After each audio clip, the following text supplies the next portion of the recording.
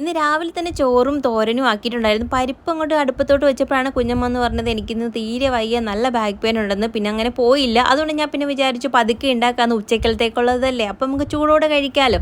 അങ്ങനെ പിന്നെ കുറച്ച് കഴിഞ്ഞിട്ടാട്ടോ പിന്നെ പരിപ്പേറിയൊക്കെ വെക്കാൻ വേണ്ടി വന്നത്. അപ്പോൾ ഈ ഒരു പരിപ്പേറി എൻ്റെ ഒരു തട്ടിക്കൂട്ട് പരിപ്പേറിയാണ്. അതിൻ്റെ ഒരു ഡീറ്റെയിൽ ആയിട്ട് ഞാൻ ഒരു വേറൊരു വ്ളോഗിനകത്ത് ഉൾപ്പെടുത്തിയിട്ടുണ്ട്. അത് കാണാൻ താല്പര്യമുള്ളവർ കയറി കണ്ടു നോക്കുക. അപ്പോൾ ഇതാ പരിപ്പേറിയായി. പിന്നെ ഞാൻ 2 പപ്പടവും കൂടെ പൊള്ളിച്ചു. പിന്നെ ഇതാ ഈ ഒരു സീന് ഞങ്ങൾ ടോമാഞ്ചറിക്ക് വേണ്ടിയിട്ട് എടുത്തയാട്ടോ.